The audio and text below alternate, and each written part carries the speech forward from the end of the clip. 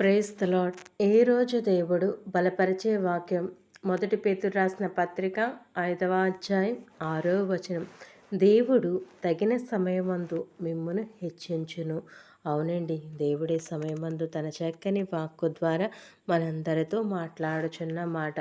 దేవుడు తగిన సమయమందు మిమ్మును హెచ్చించును. అవునండి, చాలామంది జీవితంలో కొన్ని కార్యాలు వెంటనే జరుగుతాయి, కొన్ని కార్యాలు ఆలస్యమవుతాయి. అవునండి, ఆలస్యమైనప్పుడు కూడా దేవుడు అద్భుత కార్యం చేస్తాడు. అవునండి, తగిన సమయంలో నీకు ఎప్పుడు ఏది అవసరమో ఆ సమయంలో దేవుడు మీ పట్ల కార్యము జరిగించి మిమ్మల్ని ఆశీర్వదిస్తాడండి. అవునండి, చాలామందికి కొన్ని ప్రయత్నాలు చేయగానే వారు ఆ ప్రయత్నాల్లోని ఫలిస్తారు, ఆశీర్వాదం పొందుకుంటారు.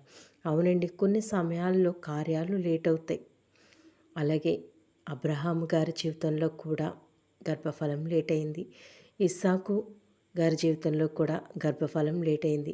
ఆలస్యమైనప్పుడు కూడా దేవుడు ఏం చేశాడని అద్భుత కార్యం చేశాడు. అలాగే ఆలస్యమవుతుందని చింతించకండి, బాధపడకండి. దేవుని కొరకు కనిపెట్టండి. మీకున్న ప్రతి సమస్య ఆయన యొక్క పాదాల చెంత తీసుకొని వస్తే కనుక, తీసుకొచ్చి ఆయనకు అప్పచెప్తే కనుక, ఆయనకు మొర్ర పెడితే కనుక ఆయన నీ యొక్క మనవి ఆలకించి తగిన సమయములో నిన్ను ఆశీర్వదిస్తాడు. తగిన సమయంలో నిన్ను హెచ్చిస్తాడు. అది ఏ సమస్య అయినప్పుడు కూడా, ఆర్థిక ఇబ్బందుల, కుటుంబంలో కలహాల, గర్భఫలం లోట, గృహం లేదా జాబు లేదా ఏ సమస్య అయినప్పుడు కూడా నీవు దేవుని పాదాల చెంతకు వచ్చి ఆయన పైన విశ్వాసం ఉంచి ప్రార్థన చేస్తే కనుక దేవుడు తగిన సమయంలో మిమ్మల్ని హెచ్చించి గొప్ప కార్యం చేస్తాడు. అవునండి, దేవుని పైన ఆనుకోండి, దేవుని కొరకు కనిపెట్టండి, అట్టే ఆశీర్వాదాలు పొందండి. దేవుడి కృప అందరికీ దయచేయును కాక. ఆమేన్.